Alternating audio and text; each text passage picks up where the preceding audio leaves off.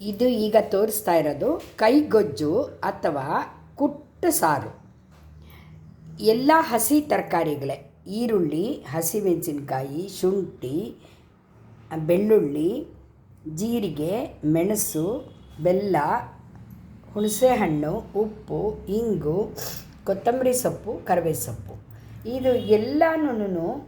ಆಮೇಲೆ ಟೊಮೆಟೊ ದೊಡ್ಡದು ತೊಗೊಂಡಿಲ್ಲ, ಮನೆಯಲ್ಲೇ ಬೆಳೆದಿರೋದ್ರಿಂದ ಚಿಕ್ಕ ಟೊಮೆಟೊ ಆದರೆ ತುಂಬ ಹುಳಿ ಇರುತ್ತೆ ಅಂತ ಈ ಟೊಮೆಟೊ ತೊಗೊಂಡಿದ್ದೀನಿ.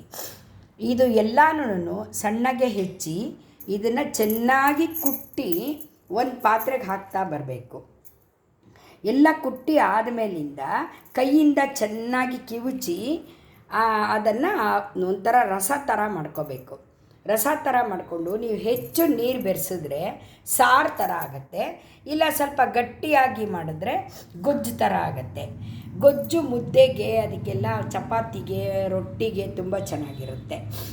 ಇಲ್ಲ ನಾವು ಸಾರು ಥರ ಉಪಯೋಗಿಸ್ತೀವಿ ಅಂತ ಹೇಳಿದ್ರೆ, ಸಾರು ಥರ ಮಾಡಿದ್ರೆ ಬಿಸಿ ಬಿಸಿ ಅನ್ನದ ಮೇಲೆ ತುಪ್ಪ ಹಾಕ್ಕೊಂಡು ಈ ಸಾರು ಹಾಕ್ಕೊಂಡು ಊಟ ಮಾಡಿದ್ರೆ ತುಂಬ ಚೆನ್ನಾಗಿರುತ್ತೆ.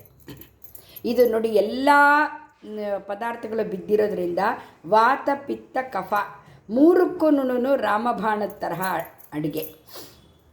ಇದು ಹುಷಾರಿಲ್ಲ, ಜ್ವರ ಬಂದಿದೆ ಅಂಥ ಟೈಮ್ನಲ್ಲಿ ಒಂದು ಲೋಟ ಸಾರು ಕುಡಿದ್ರೆ ಒಂಥರ ಹಿತವಾಗಿರುತ್ತೆ ಗಂಟಲಿಗೆ.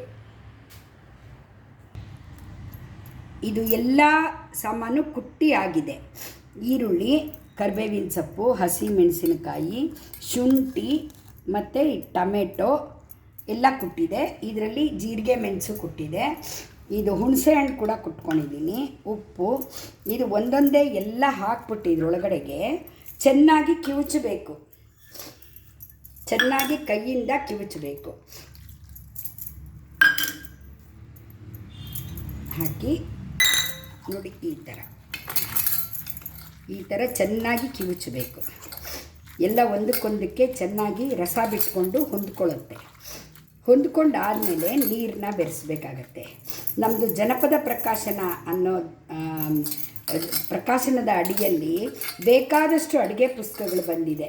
ರಸದೂಟ, ರುಚಿಕರ ಪಕ್ವಾನ್ನಗಳು, ದೋಸೆಗಳು ಮತ್ತು ಉಪ್ಪಿನಕಾಯಿಗಳು, ಹಪ್ಪಳ, ಸಂಡಿಗೆ, ಆ ತರಹ. ಅದರಲ್ಲಿ ಇದು ಒಂದು. ಇದು ಸಾರು ಥರ ಮಾಡಿದ್ರೂ ತುಂಬ ಚೆನ್ನಾಗಿರುತ್ತೆ, ಗೊಜ್ಜು ಥರ ಮಾಡಿದ್ರೂ ತುಂಬ ಚೆನ್ನಾಗಿರುತ್ತೆ. ಇಂಗೂ ಹಾಕ್ತಾಯಿದ್ದೀನಿ. ನಂತರ ಕೊತ್ತಂಬರಿ ಸೊಪ್ಪು ಎಲ್ಲ ಹಾಕಿ ಮಿಕ್ಸ್ ಮಾಡಿ ಚೆನ್ನಾಗಿ ಈಗ ನೀರು ಬೆರೆಸ್ತೀನಿ.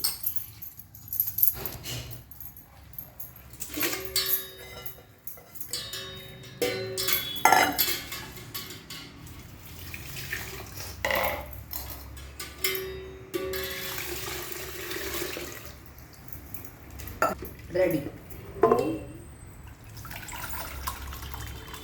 ಇದಕ್ಕೆ ಜೀರಿಗೆ, ಮೆಣಸು ಅದು ಒಗ್ಗರಣೆ ಕೊಟ್ಟರೂ ಚೆನ್ನಾಗಿರುತ್ತೆ, ಇಲ್ಲ ಹಾಗೇ ಎಲ್ಲ ಹಸಿದೆ ಇರೋದ್ರಿಂದ ಹಸಿದೆ ಹಾಕಿದ್ರೂ ಚೆನ್ನಾಗಿರುತ್ತೆ. ರುಚಿಕರವಾದ ಸಾರು ರೆಡಿ.